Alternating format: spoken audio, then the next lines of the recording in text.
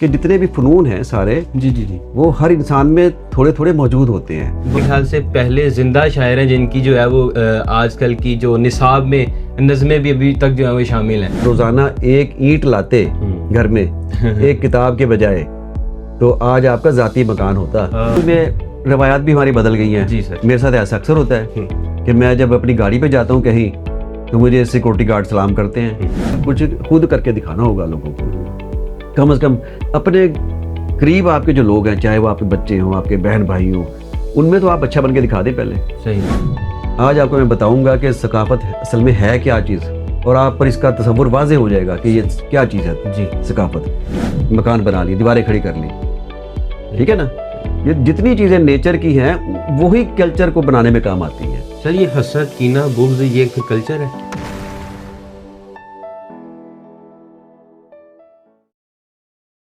السلام علیکم ناظرین, میں حذیفہ اشرف آسمی اور آپ دیکھ رہے ہیں زیفیات. آج کی اگلی پوڈ کاسٹ میں آپ کو خوش آمدید. آج کی اسپیشل پوڈ کاسٹ میں لے کر آپ کی خدمت میں حاضر ہوا ہوں, اور امید کرتا ہوں کہ جیسے آپ نے پچھلی پوڈ کاسٹ کو پسند فرمایا, یہ پوڈ کاسٹ بھی آپ کے لیے بہت سے اسباق لے کر آئے گی. بہت سے موضوع پر جو ہے وہ ہم انشاءاللہ بات کریں گے. ہماری انٹلیکچوئل پرسنالٹی ہمارے ساتھ آج موجود ہیں. ان کا ایک لمبا چوڑا تعارف ہے اور میری کوشش ہوگی کہ پوڈ کاسٹ کے دوران بھی کرواتا چلوں. لیکن سر آپ کے لیے ایک شعر کے دم گفتار تیرے ہونٹوں سے رستی ہوئی بات, جیسے یاقوت کا سل چیر کے جھرنا پھوٹے. جناب ناصر بشیر صاحب, السلام علیکم. جی وعلیکم السلام. صحابہ صاحب بہت شکریہ آپ کا کہ آپ نے مجھے یاد کیا. سر آپ کی مصروفیت زیادہ ہیں تو میری کوشش تھی کہ میں جو ہے نا یہ پوڈ کاسٹ جو ہے نا ارینج کروں, اور چونکہ میں آپ کو یہ بتا دوں کہ میری جو آڈینس ہے ذرا یوتھ ہے, اور یوتھ کو تھوڑا سا موٹیویشن کی بڑی ضرورت ہوتی ہے. ان کو اگر راہ دکھا دی جائے تو ان کو اگر بتا دیا جائے تو وہ چلنا شروع کر دیتے ہیں. ہم بھی نوجوانوں میں بیٹھ کے زیادہ خوش ہوتے ہیں کیونکہ ہم سکھانے اور سیکھنے کے اوپر سے اب نکل آئے ہیں, لیکن سیکھنے کا کچھ ابھی مرحلہ باقی ہے, تو ہم نوجوانوں سے بہت سیکھتے ہیں. میرے خیال سے اس کی تو عمر جو ہے وہ نہیں ہوتی سیکھنے کی. بالکل صحیح. سر آپ ہمیشہ سے, میں نے آپ کو دیکھا ہے کہ آپ نوجوانوں کو بڑا سپورٹ کرتے ہیں, بڑا موٹیویٹ کرتے ہیں. اس طرف بھی آئیں گے, لیکن میں یہ جاننا چاہ رہا ہوں کہ ناصر بشیر صاحب اگر شاعر نہ ہوتے, اگر صحافی نہ ہوتے تو کیا ہوتے؟ کم از کم ایک اچھا انسان تو ضرور ہوتا میں. اچھا. تو میں بنیادی طور پہ یہی سمجھتا ہوں کہ پہلے آدمی کو ایک انسان ہونا چاہیے. اور انسان کے ساتھ ہم اچھے کا یا برے کا کوئی صاحب کا لاحقہ نہیں لگا سکتے, بس انسان ہوتا ہے. غالب نے کہا تھا نا کہ آدمی کو بھی میسر نہیں انسان ہونا. تو اگر آدمی کو انسان ہونا میسر آ جائے تو یہی بہت بڑی بات ہوتی ہے. تو یہ جو ہماری شاعری ہے, یہ ہمارا جو ادب ہے, یہ ہماری کالم نگاری ہے, یہ صحافت ہے, یہ درس و تدریس ہے, یہ اضافی چیزیں ہیں. یہ ٹھیک ہے نا, یہ ہے بات ساری.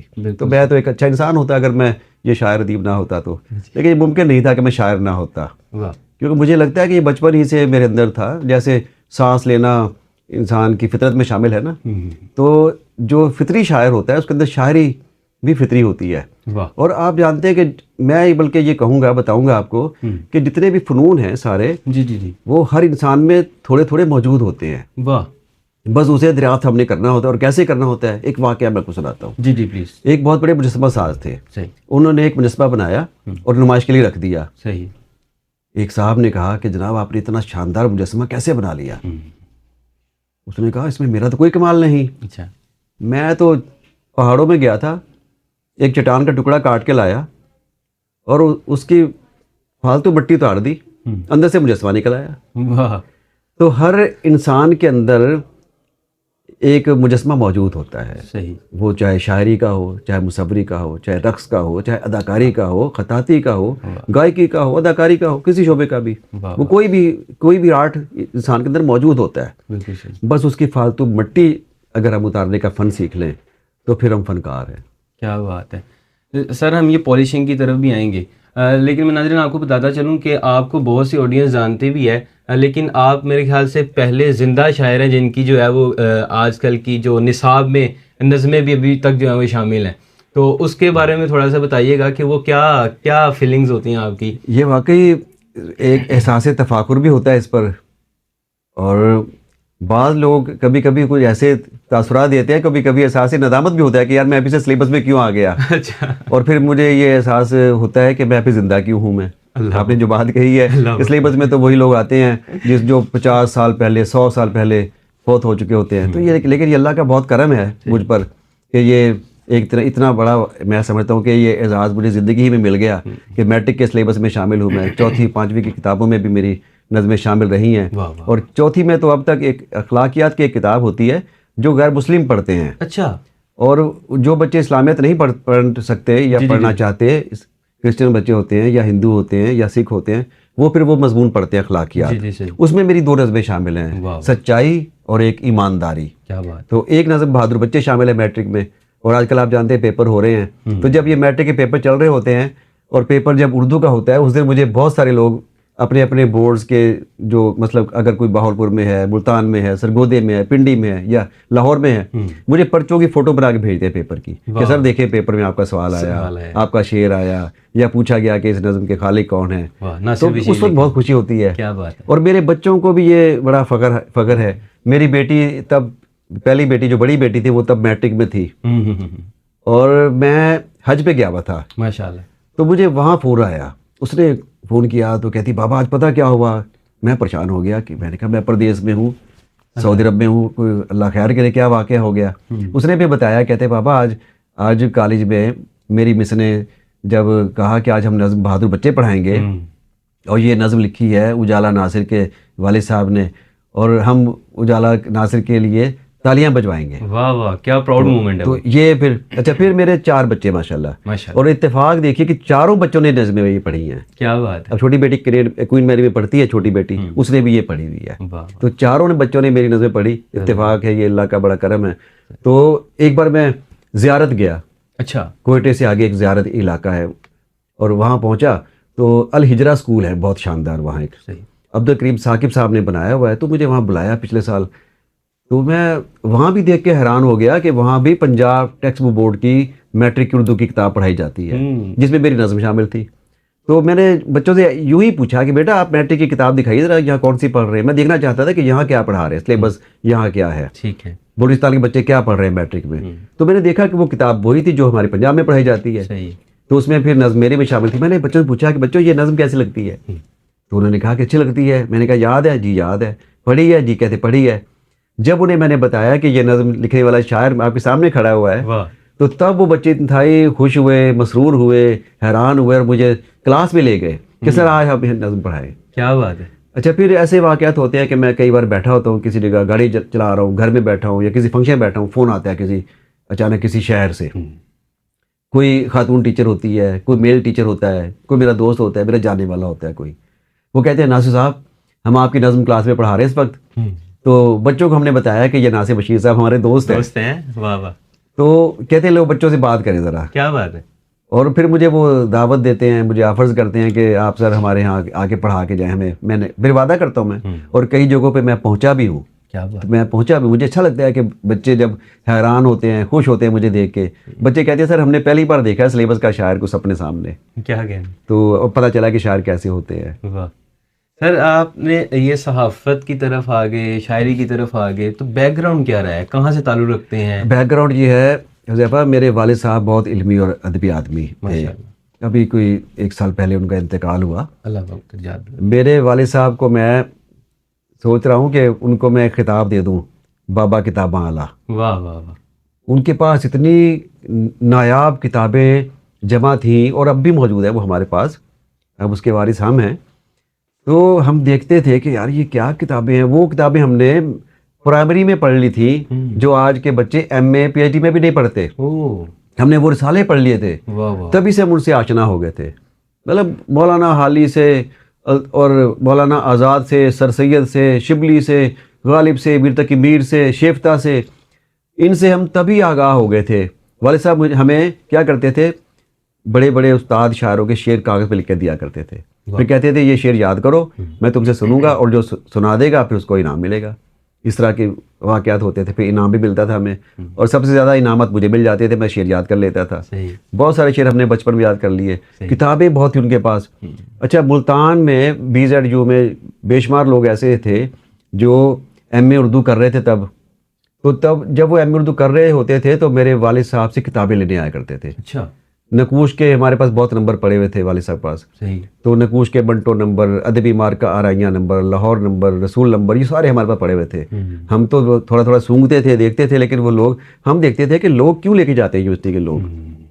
تو پتہ چلا کہ یہ تو خزانے ہیں، یہ تو ادب کے خزانے ہیں، یہی تو آپ کو ادیب بنانے والے ہیں، یہی تو آپ کو انسان بنانے والے ہیں. تو یہ چیزیں تھی. والد صاحب نے ہمیں بس یوں سمجھے کہ کتابوں کے اندر رکھا ہمیں. ہمارا جو ایک چھوٹا سا جو کنواں تھا نا، جو ہم اس کنویں کے میڈک تھے، لیکن اس کنویں میں کتابیں ہی کتابیں تھیں. اس میں ہمارا پانی جو تھا نا وہ کتابیں تھی. میری والدہ کہا کرتی تھی، میری والدہ کہا کرتی تھی، کہتی کہ تمہارے والد صاحب اگر روزانہ ایک اینٹ لاتے گھر میں ایک کتاب کے بجائے تو آج آپ کا ذاتی مکان ہوتا. ہمارا مکان ملتان میں بھی کرائے کا تھا. والد صاحب ساری موٹر سائیکل پہ پھرے اور کرائے کے مکان میں رہے، لیکن انہوں نے ہمیں رزق حلال کھلایا اور محنت کی ہمارے لیے. لیکن انہوں نے ہمیں سب کو پڑھایا. میرے ایک اور بھائی میرا پروفیسر ماشاءاللہ، 2 بھائی کاروباری لوگ ہیں. تو سب کم از کم انسان ضرور ہے سب لوگ. ہم سب بھائی جو ہیں اور بہنیں بھی 2. تو یہ ہمیں فیل ہوتا ہے کہ انسانیت تو موجود ہے، باقی کچھ ہو نہ ہو. اور یہ جو چیزیں ہیں نا، یہ سنگ و خشت جو ہے، یہ تو یہی رہ جاتے ہیں. ایسے ہی یہ سب کچھ یہ رہ جاتا ہے. لیکن یہ نہیں ہے کہ اللہ تعالیٰ نے ہمیں کچھ دیا نہیں ہوا، بہت کچھ دیا ہوا ہے. بڑا کرم اللہ تعالیٰ کا کہ جتنی ہماری صلاحیتیں ہیں، جتنی ہمارے اندر ایبلٹی موجود ہے، اس کے مطابق اللہ تعالیٰ نے ہمیں دیا ہوا ہے. اور جو ہماری ضرورتیں پوری ہو رہی ہیں، میں سمجھتا ہوں کہ اگر بنیادی ضرورتیں آج پہ پوری ہو رہی ہیں تو پھر ہمیں عیش کی طلب نہیں ہونی چاہیے. 2 چیزیں ہوتی ہیں زندگی میں، ایک ضرورت ہوتی ہے، ایک عیش ہوتی ہے. مطلب مجھے اگر پیاس لگی ہے تو میں اگر سادہ پانی پی کے اپنی پیاس بجھا لیتا ہوں تو میں نے اپنی ضرورت پوری کر لی. لیکن اگر میں کہتا ہوں کہ نہیں میں سادہ پانی نہیں پیوں گا، میں تو منرل واٹر پیوں گا، میں 200 روپے والی بوتل لوں گا، میں وہ پانی پیوں گا، تو یہ عیش ہوتی ہے. اور اگر اگر 500 روپے والے جوتے سے میں اپنی ضرورت پوری کر سکتا ہوں، میں پہن سکتا ہوں، تو پھر مجھے کیا ضرورت ہے کہ میں 10,000 والا جوتا خریدوں میں. تو یہ عیش ہوتی ہے. تو میں سمجھتا ہوں کہ یہ جو عیش کی طلب ہے نا، اسی نے غربت کا احساس ہم میں بہت پیدا کر دیا ہے. دنیا کا، ورنہ کوئی دنیا کا آدمی غریب نہیں ہے. صحیح ہے. بنیادی ضرورتیں سب کو میسر ہے. روٹی بھی ملتی ہے ہمیں، سونے کی جگہ بھی میسر ہے ہمیں، اور کپڑے بھی ملتے ہیں، تن ڈھانپنے کے لیے لباس بھی میسر ہے. تو جب یہ سب کچھ میسر ہے تو پھر سب کچھ موجود ہے. یہ انگلیاں ہماری صحیح کام کر رہی ہیں، ہماری آنکھیں کام کر رہی ہیں، کان کام کر رہے ہیں، تو کون سی کمی پھر کون سی ہے؟ تو یہ غریب ہونا جو ہے نا، یہ اصل میں غربت کا احساس ہم نے طاری کیا ہوا ہے اپنی ضروریات کو بڑھا کے، اپنی عیش طلبی کو بڑھا کے ہم نے یہ احساس پیدا کیا ہوا ہے. ورنہ میں سمجھتا ہوں غربت اتنی ہے نہیں جتنا ہم نے اس کو پیدا کر لیا ہے. ہم ایک امیر آدمی کا جب گھر دیکھتے ہیں اپنے ساتھ ہمسائے کا، ہم کہتے ہیں اس کا کیوں ہے، یہ میرا کیوں نہیں ایسا. ہم بھی ہوتے ہیں کہ ہم بھی ایسا کرنا شروع کر دیں. ابھی وہ امبانی کے بیٹے کی شادی وہاں ہوئی ہے نا، پوری دنیا پاگل ہوئی ہے. تو بات یہ ہے کہ وہ مولانا حالی کی بھی مسدس میں کہیں، مجھے مصرع وہ یاد نہیں آ رہا، اس میں وہ بات انہوں نے یہ کہی تھی کہ پہلے امیر لوگ جو ہوتے ہیں نا، پہلے وہ دکھاوا کرتے ہیں اور پھر غریب لوگ اس کی نقالی کرتے ہیں.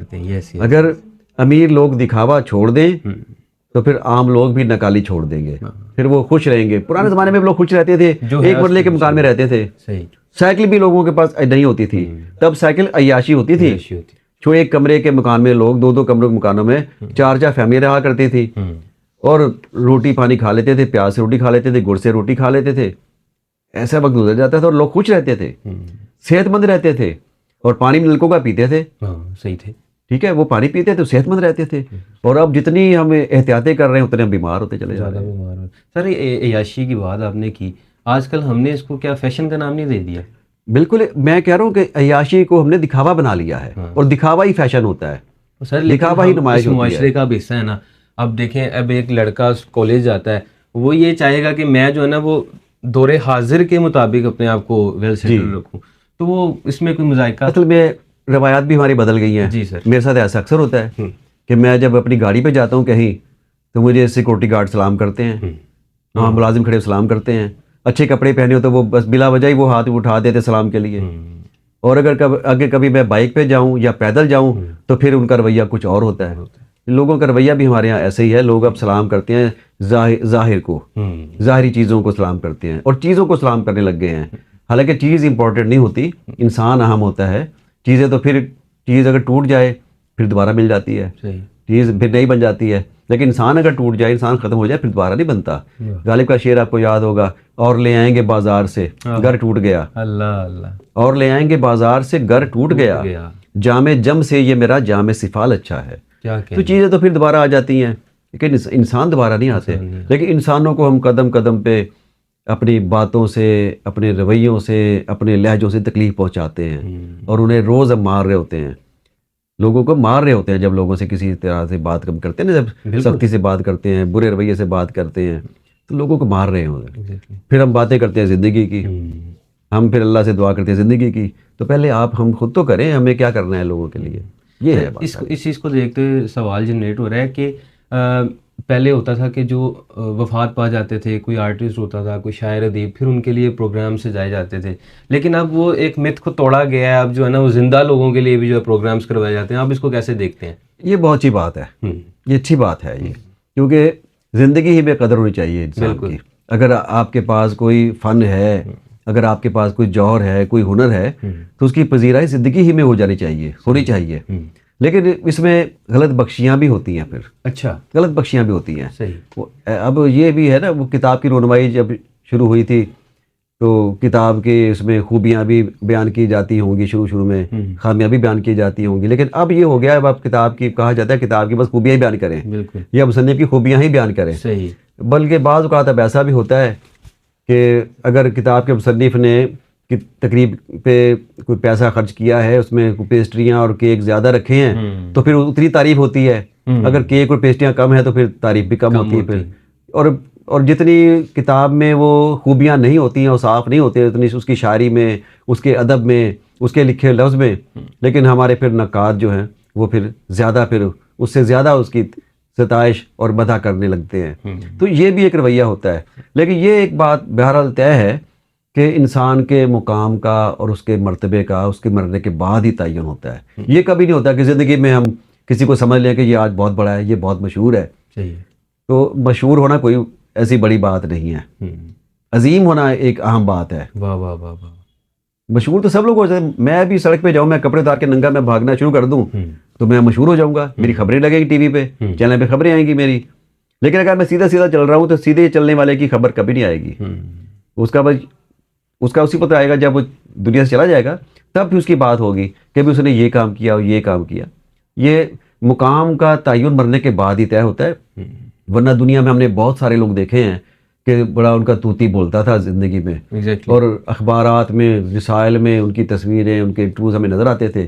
آج ان کا کوئی نام لیوا نہیں ہے. تو ایسے ہی آج بھی ہے. اگر آج بھی آپ کو سب لوگ, بہت سارے لوگ نظر آتے ہیں, ان کی تقریبات ہوتی ہیں, رونمائیاں ہو رہی ہیں, پذیرائیاں ہو رہی ہیں, ان کے اعزاز میں کھانے ہو رہے ہیں, ان کے اعزاز میں افطار پارٹیاں شروع ہو جائیں گی, تو اگر یہ ہو رہے ہیں تو ان سے یہ کبھی نہ سوچیں کہ یہ کوئی بہت بڑے لوگ ہیں. یہ تو ایک تقریبات میں شرکت کرنا تو ایک کلچرل ایکٹیویٹی ہے, یہ ہماری ثقافتی سرگرمی ہوتی ہے. یہ اس کا کوئی ادبی قد و قامت کے تعین میں اس کا کوئی کردار نہیں ہے. ادبی قد و قامت کا تعین ہوگا آپ کے لکھے ہوئے لفظ سے. بالکل. وہ چاہے ناول ہو, چاہے ڈرامہ ہو, چاہے افسانہ ہو, چاہے تنقید ہو, چاہے شاعری ہو, وہ اس سے پتہ چلتا ہے. تو یہ ہے ساری باتیں. سر ہم نے ثقافت کی بات کیا. میں الحمدللہ آپ کے جو کالمز ہوتے ہیں میں پڑھتا ہوں, آپ فیس بک پہ بھی کچھ لگائے, میں وہ بھی پڑھتا ہوں الحمدللہ. تو آپ ثقافت کو بڑے ایک الگ رنگ سے جو ہے نا وہ پیش کرتے ہیں, چاہے وہ شاعری کے اندر پیش کر رہے ہیں, چاہے وہ اپنی. چلیے, آپ نے بڑی اچھی بات کہی ہے. آج یہ میری دکھتی رنگ چھیڑی ہے. میں ثقافت میں اکثر میں بات کرنا چاہتا ہوں, میں اور کیا کرتا ہوں. ایک ثقافت کے حوالے سے اکثر یہ ایک مغالطہ ہم نے یہ کیا ہوا ہے کہ ثقافت شاید اداکاری کو کہا جاتا ہے یا موسیقی کو کہا جاتا ہے, بس اس کو یا رقص کو کہا جاتا ہے. ایگزیکٹلی نہیں. یس. آج آپ کو میں بتاؤں گا کہ ثقافت اصل میں ہے کیا چیز, اور آپ پر اس کا تصور واضح ہو جائے گا کہ یہ کیا چیز ہے. ثقافت, اس کائنات میں دو چیزیں ہیں بس. اچھا. ایک نیچر اور ایک کلچر. اچھا. دو چیزیں کائنات میں ہیں بس, ایک نیچر اور ایک کلچر. ٹھیک ہے. نیچر کیا ہے؟ نیچر کی ڈیفینیشن یہ ہے کہ اللہ تعالیٰ کی بنائی ہوئی تمام چیزیں نیچر کہلاتی ہیں. واہ. اب اس میں آپ کیا لیتے ہیں؟ انسان بھی شامل ہے, اس میں پرندے بھی ہیں, اس میں جانور بھی ہیں, اس میں درخت ہیں, پہاڑ ہیں, سورج ہے, ستارے ہیں, یہ کہکشائیں ہیں, یہ مٹی ہے, یہ آگ ہے, یہ ہوا ہے, یہ پانی ہے, یہ سب نیچر ہے. صحیح ہے. ٹھیک ہو گیا؟ جی بالکل. کلچر کیا ہے؟ کلچر کی ڈیفینیشن یہ ہے کہ انسان کی بنائی ہوئی تمام چیزیں کلچر کہلاتی ہیں. بس دو ہی چیزیں ہیں پھر. بس دو چیزیں. اور انسان کی بنائی چیزیں کون سی ہیں؟ مسئلہ یہ بیز آپ کے سامنے پڑا ہوا ہے, یہ کلچر ہے ہمارا. یہ یہ آپ نے لباس پہنا ہوا ہے, یہ میں نے لباس پہنا ہوا, یہ کلچر ہے, چاہے کسی کا ہو لیکن کلچر ہے یہ, کیونکہ انسان نے بنایا ہے. ایک بات طے ہے کہ کلچر پیدا نیچر کے اندر سے ہوتا ہے. اگر اللہ تعالیٰ نے لکڑی پیدا کی ہے تو اس سے ہم نے میز بنایا. اللہ تعالیٰ نے اگر کپاس پیدا کیا تو ہم نے لباس بنا لیا. اللہ تعالیٰ نے اگر جاندار پیدا کیا ان کی کھال سے ہم نے جوتے بنا لیے. اللہ تعالیٰ نے مٹی پیدا کی تو اس سے ہم نے مکان بنا لی, دیواریں کھڑی کر لی. ٹھیک ہے نا. یہ جتنی چیزیں نیچر کی ہیں وہی کلچر کو بنانے میں کام آتی ہیں. سر یہ حسد, کینہ, بغض, یہ پھر کلچر ہے؟ یہ انسان کی فطرت کے اندر شامل ہے چیزیں. یہ انسان کا جو انسان کے بارے میں آج تک کوئی طے نہیں کر سکا کہ انسان ہے کیا بلا کر. ایسے ہی ہے. دیکھیں کمپیوٹر میں تو جو اس میں آپ جو فیڈ کرتے ہیں نا, جو اس کے اندر پتہ ہوتا ہے کہ کمپیوٹر نے اس میں یہ فیڈ کیا, اس نے یہی بار دینا ہے. گنے کی مشین میں اگر گنا ڈالیں گے تو گنے کا رسی باہر نکلے گا نا. ایسا ہی ہے. انسان کا کچھ نہیں پتا. انسان کا ذہن ایک پراسرار دنیا ہے, اس کو کوئی نہیں سمجھ سکا. ہزاروں لاکھوں سال سے انسان چلا آ رہا ہے یہاں, اور ہزاروں لاکھوں انسان چلے آ رہے ہیں, کروڑوں لوگ, اربوں لوگ دنیا سے گزرے ہیں, دنیا سے ہو کے چلے گئے ہیں. لیکن آپ دیکھیں کہ ہر آدمی کا دماغ الگ ہے, ہر آدمی کی کہانی الگ ہے, ہر آدمی کا مزاج الگ ہے, سوچنے کا نظریہ الگ ہے. ہم اس کے اندر رہتے ہوئے اپنے آپ کو کیسے مولڈ کر لیں, کس طرح ہم اپنے آپ کو پازیٹیولی پھر چلائیں کلچر کو دیکھتے ہوئے؟ دیکھیں جی, نیچر تو ہے ہی پازیٹیو ساری. بات یہ ہے کہ نیچر کیا ہے, پہلے آپ غور کریں نا. صحیح. اللہ تعالیٰ نے نیچر ہمارے سامنے رکھی اس لیے ہے کہ ہم اس سے رہنمائی حاصل کریں. تو نیچر جو ہے اس سے رہنمائی حاصل کرنی ہے, اس سے ہم نے زندگی کے فارمولے تلاش کرنے ہیں. سائنس بھی تو اسی سے نکلی ہے. تو اگر وہاں سے سائنس نکل سکتی ہے تو وہیں سے نیچر کے اندر ہی سے فنون لطیفہ نکلتے ہیں. کیسے؟ اب یہ ہوائیں چلتی ہیں تیز, لہریں تیز بہتی ہیں, آوازیں پیدا ہوتی ہیں نا. ایسے ہی ہے. تو یہ میوزک کیا ہے, یہ ساز کیا ہے, اس میں ہوا کا دباؤ ہی تو ہے جو ساز پیدا کرتا ہے. واہ واہ, کیا یہ جو رنگ بکھرے ہوئے ہیں نیچر میں, یہ کیا ہے, یہ مصوری ہے, یہ خطاطی ہے. ٹھیک ہے. پھر یہ جو پرندے ہیں, جانور ہیں, یہ جب رقص کرتے ہیں جنگل میں, مور ناچتا ہے یا پرندے چہچہاتے ہیں, گھومتے ہیں, اچھلتے کودتے ہیں, تو یہ کیا ہے, یہ ایکٹ کرنا ہی ہے نا, اداکاری ہے, رقص ہی ہے یہ سب کچھ, یا گائکی ہے, یہ گلوکاری ہے, صداکاری ہے. تو نیچر نے ہمیں, اللہ تعالیٰ نے ہمارے سامنے نیچر کے روپ میں سب کچھ ایک دے دیا ہے پیک کر کے, یہ اس طرح چل رہا ہے ہمیں. تو یہ آگے انسان کا ہے کہ اس کو کیسے دیکھتا ہے. کچھ لوگ نیچر کو منفی طریقے سے بھی دیکھتے ہیں, کچھ لوگ مثبت طریقے سے دیکھتے ہیں. بہرحال ہمیں نیچر کا جو اللہ تعالیٰ نے ہمارے سامنے پیمانہ رکھ دیا ہے نا, اگر اس کے ساتھ ہم چلتے رہیں گے تو ہم چلتے رہیں گے. اب یہ کیا ہے, یہ آلودگی کیا ہے جی, نیچر کے الٹ چل رہے ہیں نا ہم. بالکل ایسے ہی. ہم جب بڑی بڑی فیکٹریاں چلاتے ہیں, بڑے بڑے بحری جہاز سمندروں میں چلاتے ہیں, بڑے بڑے ہوائی جہاز ہواؤں میں اڑاتے ہیں, کوڑا کرکٹ ڈالتے ہیں, زہریلے مادے پانی میں ڈالتے ہیں, تو یہ کیا ہے, یہ نیچر کے خلاف چل رہے ہیں نا ہم. ہم نیچر کو تباہ و برباد کر رہے ہیں نا ہم, ہوا کو بھی, پانی کو بھی, زمین کو بھی, خشکی کو بھی. تو جب نیچر کے سامنے انسان آ کے کھڑا ہوتا ہے تو پھر شکست بالآخر انسان کی پھر ہوتی ہے. ہم لوگوں میں احساس ذمہ داری کیوں نہیں پیدا ہو پا رہی ہے؟ یہ بس ہمارے ذاتی رویے ہیں. باتیں ہم بہت کرتے ہیں سب لوگ کہ ہمیں یہ کرنا چاہیے پہ ہم بہت زور دیتے ہیں سب لوگ. ہم سب باتیں کر رہے ہوتے ہیں کہ یار ہمیں یہ ہونا چاہیے, یہ کرنا چاہیے. میں بھی یہ کہتا ہوں, صحیح, لیکن جب عمل کرنے کا وقت آتا ہے نا ہم نہیں کرتے. مطلب میں یہ کہتا ہوں کہ ایمانداری ہمیں اختیار کرنی چاہیے, لیکن جو ہی ایمانداری کو نبھانے کا وقت آئے گا میں وہاں بے ایمان ہو جاؤں گا. مطلب ایک جگہ مجھے پڑے ہوئے کچھ پیسے مل گئے ہیں تو میں اٹھا کے فوراً یہ بھی ڈال لیتا ہوں. ابھی 2-4 دن پہلے کی بات ہے, میں ایک چھوٹے سے شہر میں گیا تھا, میں ملتان سے آگے, تو دنیا پور سے گزر رہا تھا میں. اچھا. دنیا پور کا نام مجھے بہت اچھا لگتا ہے. بچپن میں ہم ایک نظم پڑھا کرتے تھے پرائمری جماعت میں, نندیا پور, تو بڑی کمال نظم تھی نندیا پور, خوابناک سا ماحول تھا اس میں. تو دنیا پور کا بھی مجھے جب تصور آتا ہے مجھے ایسے لگتا ہے. میں کروڑ پکا جا رہا تھا, ملتان سے آگے ایک شہر ہے ضلع لودھرا میں, تو دنیا پور جب آیا تو میں نندیا پور میں کھو گیا. لیکن وہاں میں نے پھر ایک ایسا منظر دیکھا جس سے میرے لگا کہ یہ جو نندیا پور ہے یا دنیا پور ہے, اب تو یہ بھی ہمارا پاکستان کی طرح ہی کوئی تھوڑا سا منفی سائڈ پہ چلا گیا ہے. منظر یہ دیکھا میں نے, ایک گدھا گاڑی پہ پھل بیچنے والا جا رہا تھا, اس کے اوپر خربوزے پڑے ہوئے تھے, سیب پڑے ہوئے تھے, کیلے پڑے ہوئے تھے, تو اس کا ایک خربوزہ نیچے گر گیا. اچھا.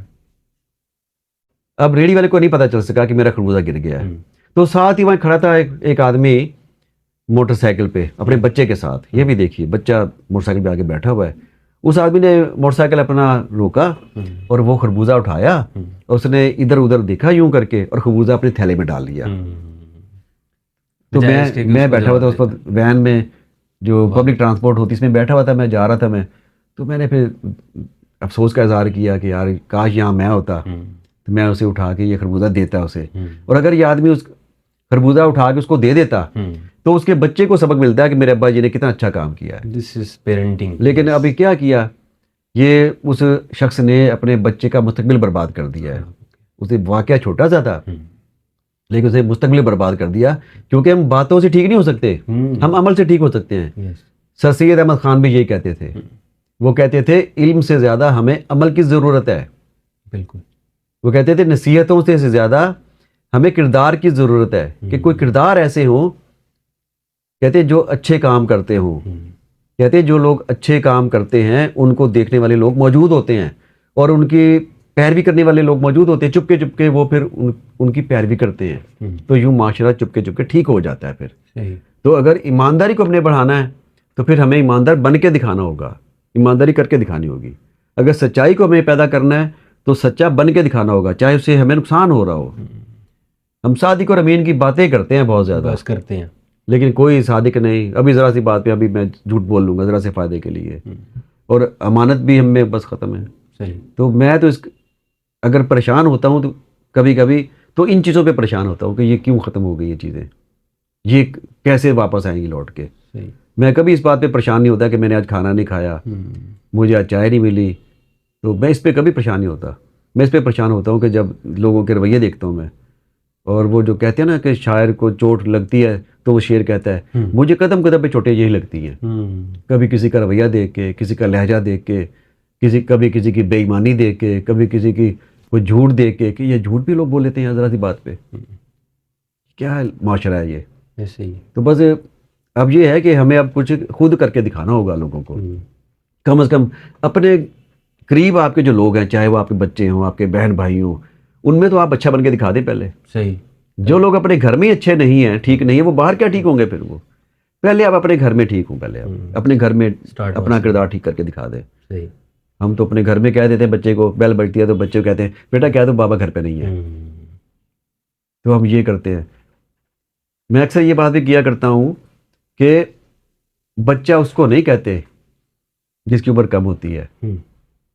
بچہ تو اصل میں چند صفات کا نام ہے. وہ ہے معصومیت, سچائی, ایمانداری, کھراپن. بچے کو آپ دیکھ لیں کہ بچہ ہمیشہ سچ بولتا ہے. جب تک بچہ ہوتا ہے وہ چھوٹا بچہ سچ بولتا ہے ہمیشہ, کبھی جھوٹ ہی بولے گا. وہ منہ پہ بات کر دے گا, وہ ڈرے گا بھی, اس کو ڈر بھی نہیں ہوتا کہ میں یہ بات کہوں. وہ سوچتا نہیں ہے کہ میں یہ بات کہوں گا تو اس کے کیا اثرات ہوں گے. ہم بڑے تو سوچتے ہیں نا. ہم تو بات یہ ہوتی ہے ہم اپنے بچوں کا بچپن خود تباہ کرتے ہیں جب ان کو جھوٹ سکھاتے ہیں, تھوڑا تھوڑا جھوٹ بولنا سکھاتے ہیں. ہم کہتے ہیں وہ بچہ ہمارا عقلمند ہو گیا بھائی, اس نے جھوٹ بول دیا. باہر دودھ والا آیا تھا, اس کے پیسے دینے تھے ہم نے, اس نے بچے نے بڑی عقلمندی کی, اسے واپس بھیج دوا دی کہ بابا گھر پہ نہیں ہے. اس نے کہہ دیا دیکھو کتنا اچھا بچہ ہے. ہم خوش ہو رہے ہیں, ہم شاباش دے رہے ہیں اسے. اس کا مطلب ہوا کہ بچے کو جھوٹ بولنے میں ہم نے شاباش دی اس کو.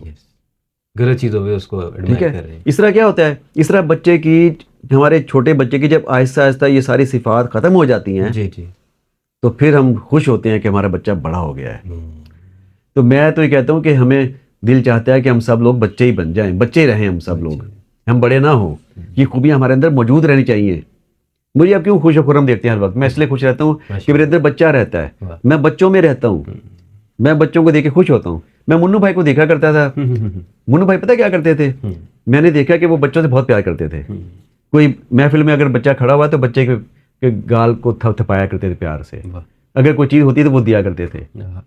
اچھا, ہمارے نبی پاک نے بھی مثالیں قائم کی ہوئی ہیں. میں خود بھی یہ کرتا ہوں. میں زندگی میری یہی کہ میرے پاس جب سائیکل تھی تو میں گلی کے بچوں کو بٹھا لیتا تھا سائیکل پہ.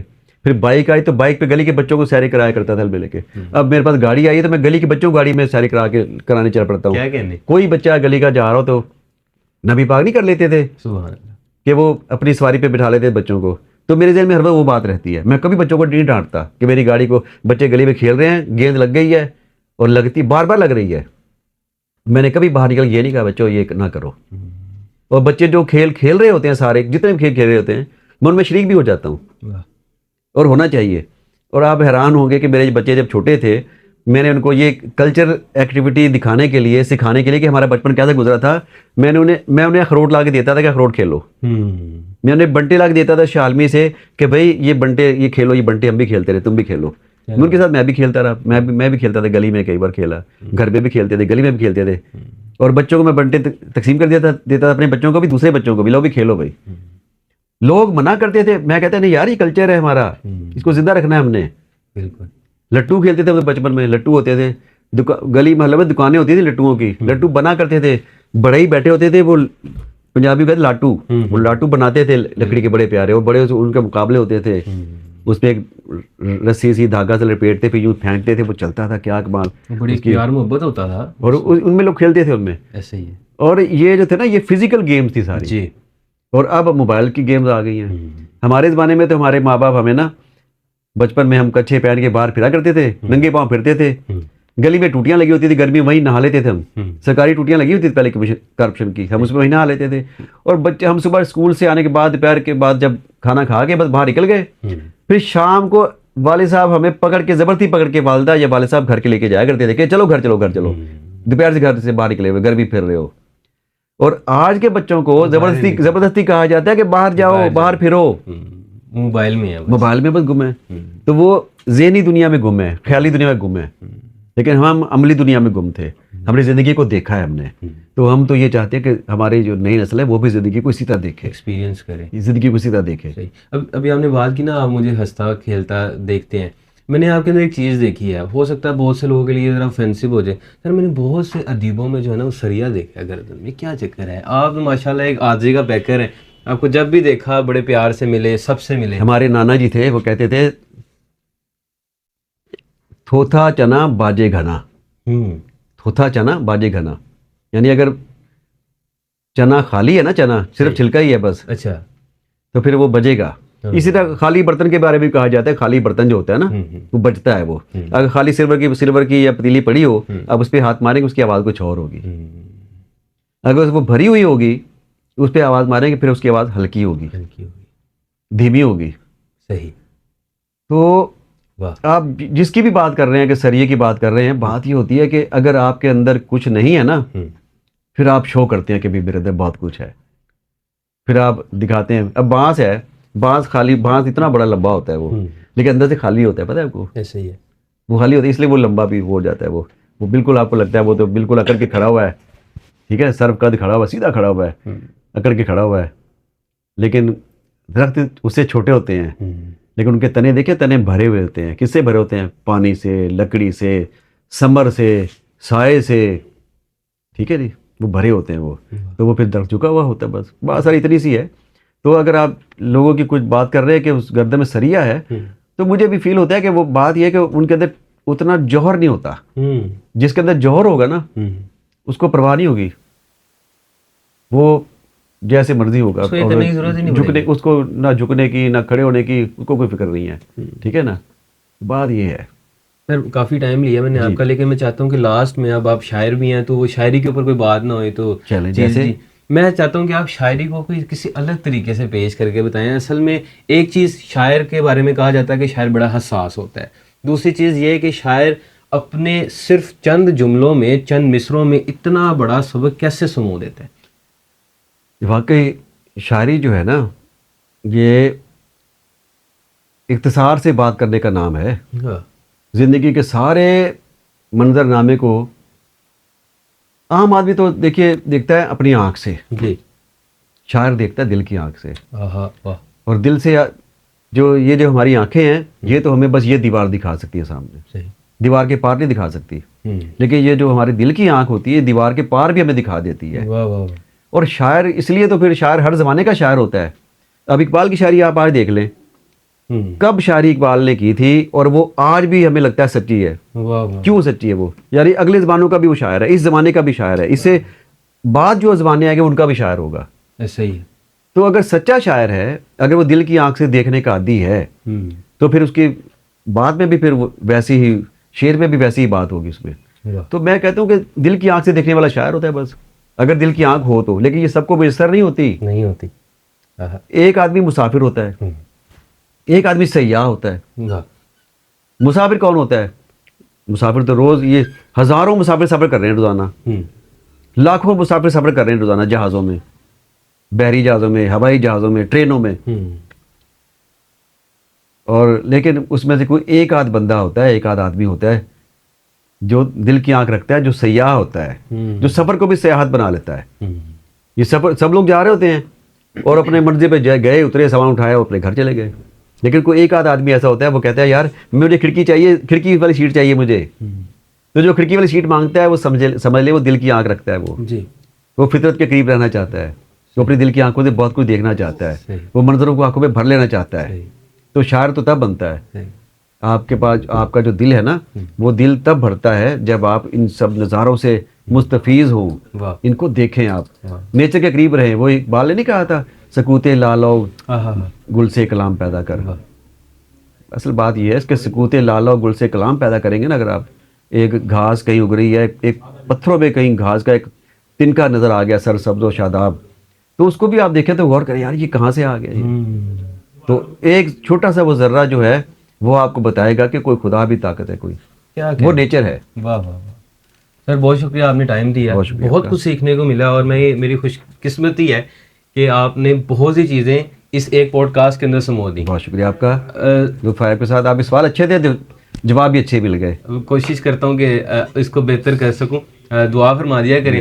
ناظرین کرام, آپ نے بہت کچھ سیکھا ہوگا, اور ایسے لوگ ہی ہوتے ہیں جو اپنے خوبصورت جو وی این سے نا ہمیں بہت کچھ سکھا جاتے ہیں, اور ہم دیکھتے رہ جاتے ہیں کہ یہ انسان جس نے اپنی زندگی کتنی مشکلات کے ساتھ بھی گزاری, اور اس کے بعد جب آسائشیں دیکھیں تو وہ عاجزی کا پیکر بھی رہے. تو ہمیں ان سے اس طرح کی شخصیات سے بہت کچھ سیکھنا چاہیے اور اپنی زندگی میں امپلیمنٹ کرنا چاہیے. ہمیں دیجیے اجازت, انشاءاللہ آپ سے اگلی پوڈ کاسٹ میں ملاقات ہوگی. السلام علیکم, اللہ حافظ.